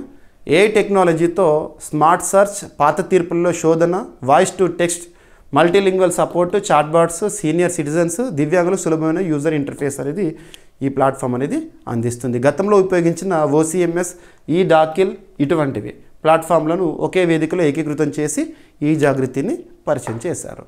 ఎవరి పరిధిలో అంటే ఏ మంత్రిత్వ శాఖ అంటే మినిస్ట్రీ ఆఫ్ కన్జ్యూమర్ అఫైర్స్ పరిధిలో. ఓకేనా. కన్జ్యూమర్ ప్రొటెక్షన్ యాక్ట్ 2019 ఈ దాఖలు గతంలో ఆన్లైన్ ప్లాట్ఫామ్ ముఖ్యంగా దేనికి సంబంధించి వినియోగదారుల ఫిర్యాదు కోసం ఉద్దేశించబడింది ఆన్లైన్లో. రైట్. ఇక రీసెంట్గా ఒక ట్రైబ్ అనేది న్యూస్లో ఉంది. ఆ ట్రైబ్ అభివృద్ధి కోసము ప్రభుత్వం విడుదల చేసిన నిధులు. రీసెంట్గా చాలా ట్రైబ్స్ గురించి మనం వార్తలు చూస్తున్నాం. రామ్నామీ తెగ అని ఛత్తీస్గఢ్ సంబంధించి రీసెంట్గా ప్రోటోకాల్ను సైతం పక్కన పెట్టి భారత ప్రధాని నరేంద్ర మోదీ గారు రామ్నామీ తెగ ప్రజలతో కాసేపు గడిపారు. వారు తయారు చేసి నెమలి కిరీటాన్ని ధరించి కూడా ఇటువంటివి చూస్తాము. సో ఇక్కడ మణిపూర్ అంటే లాస్ట్ 2.5-3 years నుండి తరచూ వార్తల్లో ఉంటుంది. ముఖ్యంగా కుకీలు మైతేల మధ్య ఘర్షణ. చివరికి మణిపూర్ రాష్ట్ర ముఖ్యమంత్రి బీరెన్ గారు రాజీనామా చేశారు ఫిబ్రవరి 2025లో. ఆ తర్వాత మణిపూర్లో ఫిబ్రవరి 2025 నుండి ఆర్టికల్ 356ని చూస్తున్నాం. భారతదేశంలో అత్యధిక సార్లు ఆర్టికల్ 356 రాష్ట్రపతి పాలన అంటాం, కాన్స్టిట్యూషన్ ప్రకారం కాన్స్టిట్యూషనల్ ఎమర్జెన్సీ అంటాము, విధించబడింది అత్యధిక సార్లు. మణిపూర్ ఒక అంతర్జాతీయ సరిహద్దును పంచుకుంటున్న రాష్ట్రం. ఏ దేశంతో? మయన్మార్తో. ఇవన్నీ లింక్ చేసుకోవాలి, ఒక టాపిక్ రాగానే లింక్ అవ్వాలి. సో మణిపూర్లో మారం నాగా తెగ ఇటీవల న్యూస్లో ఉంది. ఎక్కడ? మణిపూర్. ఆ తెగ అభివృద్ధి కోసం కేంద్ర ప్రభుత్వం 9 కోట్ల రూపాయలను మంజూరు చేసిందంట. కేంద్ర ప్రభుత్వం ఇటీవల జన్మాన్ పథకం కింద మణిపూర్లోని మారం నాగా తెగ అభివృద్ధి, సంక్షేమం, సాంస్కృతిక పరిరక్షణ కోసం 9 కోట్ల రూపాయలను ఆమోదించింది. సో ఏంటంటే తెగ పేరు గుర్తుంచుకోండి, మారం నాగా తెగ. ఇక్కడ మణిపూర్. ఎందుకు న్యూస్లో ఉంది? ఎనఫ్.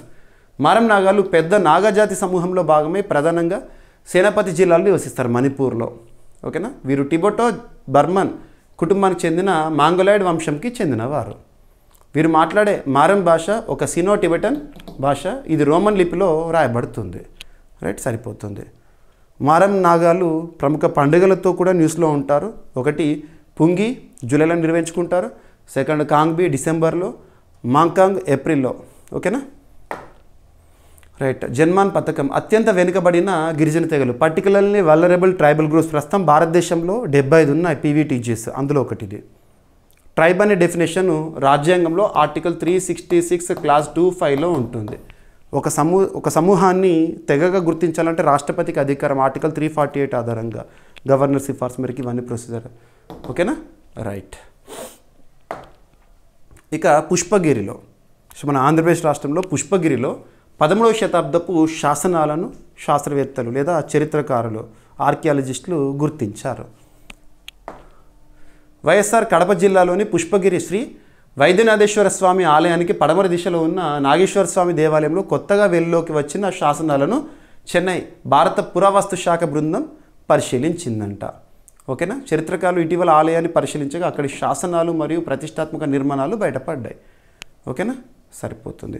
మొత్తం 20 శిలాశాసనాలను పరిశీలించారు. ఇన్స్క్రిప్షన్స్. శిలాశాసనాలు అంటే ముఖ్యంగా రాక్ సర్ఫేస్ పైన రాయబడిన inscriptions. Study of inscriptions epigraphy, study of coins, numismatics, ఇవన్నీ చూడండి, బ్రాంచెస్ ఆఫ్ ఆర్కియాలజీ. ఓకేనా? 13వ శతాబ్దానికి చెందినవని గుర్తించారు. పుష్పగిరి క్షేత్రం పెన్నా నది తీరంలో ప్రసిద్ధ శైవ వైష్ణవ క్షేత్రము. చాళుక్య, హోయశాల మరియు విజయనగర ప్రభావం ఉన్న కళాశిలలు కనిపిస్తాయి. కడప జిల్లా పురాతన ఆలయాలు బుగ్గా శివాలయం, గండికోట మరి పుష్పగిరి వెంకటేశ్వర స్వామి ఆలయము. ఓకేనా? రైట్. 13వ శతాబ్దం దక్షిణాది ప్రాంతంలో కాకతీయ, హోయసాల మరియు యాదవ రాజవంశాలు ప్రభావంగా ఉన్న సమయము. ఇక భారత పురావస్తు survey, archaeological survey of India 1861 ఇయర్లో స్థాపన. దేశంలోని శాసనాలు, దేవాలయ అవశేషాలు, పురాతన నిర్మాణాల పరిరక్షణ బాధ్యత అనేది వీరి సొంతము. ఇక తరచూ బద్దలవుతూ చుట్టుపక్కల ప్రాంతాలకి సమస్యాత్మకంగా మారి వార్తలు నిలిచిన అగ్నిపర్వతాల నుండి పోటీ పరీక్షలో క్వశ్చన్స్ ఎక్స్పెక్ట్ చేయాలి. రీసెంట్గా ఇండోనేషియాలో చాలా అగ్నిపర్వతాల విస్ఫోటనం చూస్తున్నాం. ఇక్కడ రీసెంట్గా తరచూ సమస్యాత్మకంగా వార్తల్లోకి వస్తున్న సకురజిమా అగ్నిపర్వతం న్యూస్లో ఉంది. అది ఎక్కడ ఉందో గుర్తుంచుకోండి. జపాన్ దేశంలోని సకురజిమా అగ్నిపర్వతం ఇటీవల వార్తల్లోకి వచ్చింది, యాక్టివ్గా వార్తల్లోకి వచ్చింది. అగ్నిపర్వత విస్ఫోటనం ఎంత బలంగా ఉంది అంటే దాదాపు గాల్లో కొన్ని కిలోమీటర్ల వరకు దుమ్ము ధూళి కణాలు చేరుకుంటున్నాయి. దీని ద్వారా ప్రజలకు ఇబ్బంది అనేది చూడడం జరుగుతుంది. Right. So Japan Pacific ring of ఫైర్లో ఉంది. పసిఫిక్ రింగ్ ఆఫ్ ఫైర్లో ఏదైనా ఒక దేశం కన్నా ఒక ప్రాంతం కానీ ఉంది అంటే అక్కడ ఎక్కువగా విపత్తులు లేదంటే సునామీలు, భూకంపాలు సంభవిస్తూ ఉంటాయి. ఓకేనా? రైట్. ఇక మార్బర్గ్ వైరల్ డిసీజ్ అవుట్బ్రేక్ అనేది రీసెంట్గా ఇథియోపియాలో చూడడం జరిగిందంట. ఇథియోపియా తరచూ న్యూస్లోకి వస్తుంది. ఇథియోపియాలో COP32 జరగబోతుందని మనం డిస్కస్ చేసాము. ప్రస్తుతం WHO chief. WHO world health organisation ఎప్పుడు ఏర్పాటైంది? 1948 ఏప్రిల్ 7న ఏర్పాటైంది. ఏప్రిల్ 7న ప్రతి సంవత్సరం కూడా ప్రపంచ ఆరోగ్య దినోత్సవంగా మనం జరుపుకుంటాము. WHO head quarter Geneva, Switzerland. ప్రస్తుతం డబ్ల్యూహెచ్ఓకి చీఫ్ ఎవరున్నారు? టెడ్రస్ అదనం. తను ఏ దేశానికి చెందినవారు? ఇథియోపియా దేశానికి చెందినవారు. ఆ ఇథియోపియా దేశంలో మార్బర్గ్ వైరల్ డిసీజ్ అనేది అవుట్బ్రేక్ ప్రమాదకరంగా మారిందంట. డబ్ల్యూహెచ్ఓ హెచ్చరికలు జారీ చేసింది. ఇటీవల కాలంలో డబ్ల్యూహెచ్ఓ ఏదైనా ఒక వైరల్ డిసీజ్ గురించి కానివ్వండి లేదా కొన్ని ఆరోగ్య సమస్యల గురించి అలర్ట్ ఇచ్చిందంటే ఏ ప్రాంతంలో అటువంటి చూడండి. సో వార్తలు ఇచ్చిన వ్యాధి మార్బర్గ్. ప్రపంచ ఆరోగ్య సంస్థ తాజా ప్రకటన ప్రకారం ఇథియోపియా దేశం తన తొలి మార్బర్గ్ వైరస్ వ్యాధి ప్రబలాన్ని నమోదు చేసింది. ఓకేనా? ఇది తీవ్రమైన ప్రాణాంతకమైన హెమరేజ్ ఫీవర్. ఎబోలా వైరస్ వ్యాధితో పోల్చదగిన అత్యంత ప్రమాదకర అంటువ్యాధి ఇది. మార్బర్గ్ వైరస్ వ్యాధి ముఖ్య అంశాలు: ఇది తీవ్రమైన రక్తస్రావ జ్వరము, మరణాలు అధికంగా ఉంటాయి, ఫ్యాటాలిటీ రేట్ ఎక్కువగా ఉంటుంది. 1967లో జర్మనీలోని మార్బర్గ్ అనే నగరంలో మొదటగా దీన్ని గుర్తించారు. ఇది వైరల్ డిసీజ్. కారకమైన వైరస్లు ప్యాథోజన్ ఏంటంటే మార్బర్గ్ వైరస్ లేదంటే ర్యాన్ వైరస్. ఓకేనా? సో సరిపోతుంది, రైట్? ఏదైనా ఒక వ్యాధి వార్తల్లోకి వచ్చిందంటే ఆ వ్యాధికి కారకం ఏంటి, ఎందుకు ఇప్పుడు వార్తల్లోకి వచ్చింది, అవుట్ బ్రేక్ ఎక్కడ, చరిత్రలో మొదటిసారి కేసులు ఎక్కడ బయటపడ్డాయి, ఇలాంటివి చూడాలి, రైట్? ఇక వార్తలు నిలిచిన వ్యక్తుల గురించి చెప్పాలంటే బంగ్లాదేశ్ మాజీ ప్రధాని షేక్ హసీనా లాస్ట్ ఇయర్ 2024 ఇయర్లో తను దేశం నుండి పారిపోయారు, దేశాన్ని విడిచిపెట్టారు. సో కారణం ఏంటంటే ఆ దేశంలో చోటు చేసుకున్న గొడవలు, ఘర్షణ పరిస్థితులు, చాలా దారుణంగా జరిగిన ఆందోళనలు. మరి ఆ పరిస్థితిలో దేశాన్ని విడిచిపెట్టి వెళ్ళిన షేక్ హసీనా స్థానంలో తాత్కాలిక ప్రభుత్వం అనేది ప్రస్తుతం పరిపాలిస్తుంది. ఇటీవల న్యాయ వ్యవస్థ షేక్ హసీనాకి మరణశిక్షను విధించింది. ఎగ్జామ్లో అడుగుతారు. ఇటీవల షేక్ హసీనా మరణశిక్ష ఖరారై న్యూస్లోకి వచ్చారు. షేక్ హసీనా ఏ దేశ మాజీ ప్రధాని అంటారు? బంగ్లాదేశ్. మరి ఎందుకు మరణశిక్ష విధించారు కోర్టు వారంటే తను బంగ్లాదేశ్ దేశంలో ముఖ్యంగా యువత ఆందోళనకు కారణము, దేశంలో పరిస్థితులు అనేవి దారుణంగా కావడానికి తనే కారణం అని చెప్పి తన పరిపాలన కానివ్వండి వీటి విషయంలో ప్రస్తుత తాత్కాలిక ప్రభుత్వము కేసులు వేసింది. 7.5 అంతర్గత కల్లోలాలతో ఉన్న బంగ్లాదేశ్లో మాజీ ప్రధానమంత్రి షేక్ హసీనాపై కీలక తీర్పు అనేది రావడం జరిగింది. విద్యార్థుల ఉద్యమం ఉధృతమైన సమయంలో 2024 ఆగస్టు 5న పదవి విడిచి భారత్కు పారైన హసీనాకు బంగ్లాదేశ్ అంతర్జాతీయ నేర ట్రిబ్యునల్ బంగ్లాదేశ్లో కోర్టు మరణశిక్ష విధించింది. హసీనా విద్యార్థుల తిరుగుబాటు సమయంలో అమానవీయ నేరాలు, హింస ప్రేరేపణ, విద్యార్థులపై దాడులు, హత్యలకు ఆదేశాలు ఇచ్చినట్లు ఐసీటీ 453 పేజీల తీర్పులో ఇచ్చింది. ప్రస్తుతం బంగ్లాదేశ్లో తాత్కాలిక ప్రభుత్వం ఎవరి ఆధ్వర్యంలో? నోబెల్ పురస్కార గ్రహీత మహమ్మద్ యూనస్ నేతృత్వంలో ఉంది. ఓకేనా? తన ప్రభుత్వము మోపిన ఆరోపణలు ఏవైతే ఉంటాయో ఆ ఆరోపణలన్నీ విచారించిన కోర్టు శిక్ష విధించింది. సరిపోతుంది. ఇటీవల ఇటువంటి కోర్టు తీర్పుల ద్వారా పదవీచ్యుతులైన వారి గురించి చూడండి, నేరారోపణ రుజువై ఉరిశిక్షలు కూడా విధించబడిన వారు ఎవరు చూడండి. ఇక రీసెంట్గా పెటంగ్టన్ షినవత్ర థాయిలాండ్ మాజీ ప్రధాని వాస్తవంగా ఒక ఫోన్ సంభాషణ లీక్ అవడం ద్వారా థాయిలాండ్ దేశంలో రాజ్యాంగ కోర్టు తీర్పు మేరకి తన పదవిని కోల్పోయారు. ఇటువంటివి లింక్ చేసుకోవాలి. ఓకేనా? రైట్. సో షేక్ హసీనా బంగ్లాదేశ్ తొలి అధ్యక్షుడు, బంగ్లా జాతీయ నాయకుడు షేక్ ముజిబుర్ రహమాన్ కుమార్తె. బంగ్లాదేశ్కి అత్యంత కాలము పరిపాలించిన ప్రధాని తను. ఇక ప్రస్తుతం తాత్కాలిక ప్రభుత్వం ఎవరి ఆధ్వర్యంలో ఉంది? మహమ్మద్ యూనస్ నోబెల్ పురస్కార గ్రహీత తను. ప్రస్తుతం బంగ్లాదేశ్ తాత్కాలిక ప్రభుత్వానికి నాయకత్వం విధిస్తున్నారు. ఇక యూనిసెఫ్ ఇండియా సెలబ్రిటీ ప్రచారకర్తగా టాలీవుడ్లో తనకంటూ ప్రత్యేక గుర్తింపు పొందిన కీర్తి సురేష్ గారు నియమితులయ్యారు. United nations international children's emergency fund. ఓకేనా?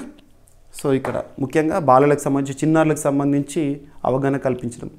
యూనిసెఫ్ ఇండియా తాజాగా నటి కీర్తి సురేష్ను తన సెలబ్రిటీ ప్రచారకర్తగా నియమించింది. పిల్లల మానసిక ఆరోగ్యం, హక్కులు, రక్షణ, సమాన అవకాశాలు వంటి అంశాలపై అవగాహన పెంచేందుకు ఆమె పనిచేయనుందని యూనిసెఫ్ ప్రతినిధి సింథియా మెకాఫ్రీ తెలిపారు. ఓకేనా? సరిపోతుంది. ఇక UNICEF united nations children's fund New York కేంద్రంగా పనిచేస్తుంది. 1946 ఇయర్లో స్థాపన.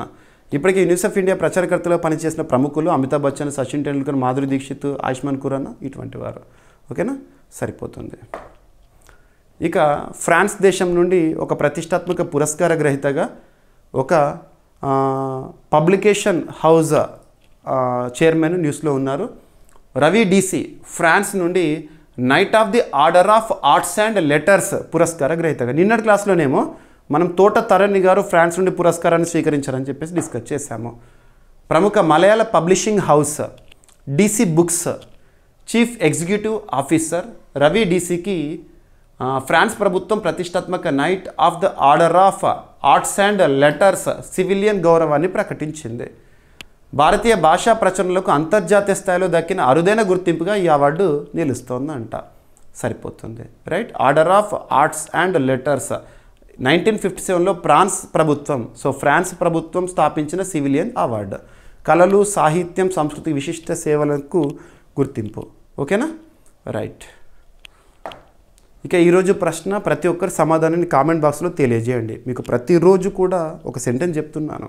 మీరిచ్చే సపోర్ట్, ఎంకరేజ్మెంట్తో మరింత ఉత్సాహంతో క్లాసెస్ని అందిస్తూనే ఉంటాను. ప్రతిరోజు మీరు వీడియోకి లైక్ చేయండి, అదే మీరు నాకు ఇచ్చే సపోర్ట్, ఎంకరేజ్మెంట్. మరియు అడుగుతున్న ప్రశ్నకి సమాధానాన్ని ఖచ్చితంగా కామెంట్ బాక్స్లో ఇచ్చే ప్రయత్నం చేయండి. ఎంతటి ఇంపార్టెన్స్ ఉన్న టాపిక్స్ని రోజు ఒకటి చొప్పున క్వశ్చన్గా అడుగుతున్నానంటే రానున్న ఏ పరీక్ష అయినా, ఏ పోటీ పరీక్ష అయినా, ఏ స్థాయి పోటీ పరీక్ష అయినా పలానా అంశాల నుండి తప్పనిసరిగా ప్రశ్నలు వస్తాయని వేటినైతే నేను భావిస్తున్నానో వాటిని క్వశ్చన్గా ఇస్తున్నాను. ఓకేనా. సో ప్రతి ఒక్కరు కూడా మీకు ఎంతవరకు తెలిస్తే అంతవరకు సమాధానాన్ని ఇవ్వండి. అండ్ ప్రతి ఒక్కరు కూడా మన యాప్ని ఇన్స్టాల్ చేసుకోండి. GVK study circle app. మన యాప్లో పోటీ పరీక్షలకు ఉపయుక్తంగా ఉండే కోర్సెస్ అన్నీ కూడా భారీ ఆఫర్తో అందుబాటులో రేపటి నుండి ఉంటాయి. నవంబర్ 19th మార్నింగ్ 8 AM నుండి మన యాప్లో అందుబాటులో ఉన్న అన్ని కోర్సెస్ పైన కూడా భారీ ఆఫర్స్ అనేవి అందుబాటులో ఉంటాయి. చూడండి. సో ఈరోజు ప్రశ్న, అంబాజీ మార్బుల్కు, పన్నా వజ్రాలకు ఇటీవల జిఐ ట్యాగ్ అనేది లభించింది.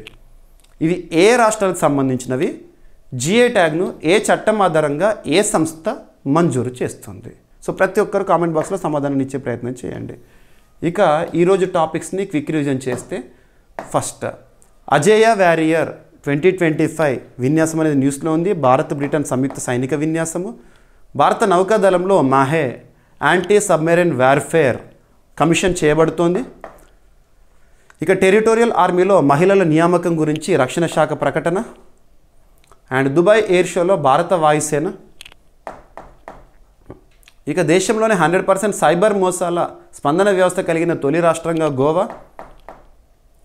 ఇక వియత్నాం ఉక్కుపై భారత్ 5 ఏళ్ల యాంటీ డంపింగ్ సుంకం విధింపు. భారత్ అమెరికా ఎల్పిజి ఒప్పందము. 3వ అంతర్జాతీయ ఆయుర్వేద సదస్సు బ్రెజిల్లో. ఇక integrated forum on climate change and trade రీసెంట్గా COP30 సదస్సులో చూసాము. ముంబైలో 10వ global economic summit and world trade expo జరగబోతోంది. అండ్ చాణక్య డిఫెన్స్ డైలాగ్ 2025 జరగబోతోంది నవంబర్ 27 నుండి. ఈ జాగృతి అనే ప్లాట్ఫామ్ ప్రత్యేకత ఏంటి? అండ్ మణిపూర్లో మారం నాగా తెగ అభివృద్ధికి కేంద్రం 9 కోట్ల రూపాయలు మంజూరు. అండ్ పుష్పగిరిలో 13వ శతాబ్దపు శాసనాలను ఆర్కియాలజిస్టులు గుర్తించారు. అండ్ సక్రెజిమా వాల్కెనో ఇటీవల ఎరప్షన్తో న్యూస్లోకి వచ్చింది. ఇక మార్బర్గ్ వైరస్ ప్రబలుతోంది. ఎక్కడ? ఇథియోపియా దేశంలోని WHO హెచ్చరిక. బంగ్లాదేశ్లో షేక్ హసీనాకు మరణశిక్ష విధించింది కోర్టు. ఇక యూనిసెఫ్ ఇండియా సెలబ్రిటీ ప్రచారకర్తగా కీర్తి సురేష్ గారి నియామకం. అండ్ రవి డీసీకి ఫ్రెంచ్ సివిలియన్ హానర్.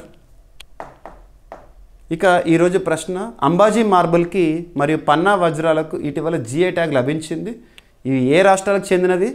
జిఐ ట్యాగ్ను ఏ చట్టం ఆధారంగా ఏ సంస్థ మంజూరు చేస్తుంది? సో ప్రతి ఒక్కరు కూడా కామెంట్ బాక్స్లో సమాధానాన్ని తెలియజేయండి. ఈ వీడియోకి లైక్ చేయండి. ఏమైనా మిస్లేనియస్ టాపిక్స్ ఉన్నాయనుకోండి, నో నీడ్ టు వర్రీ. రేపటి క్లాస్లో జోడించి ఎక్స్ప్లెయిన్ చేస్తాను. రేపు మళ్ళీ కలుద్దాం. Thank you.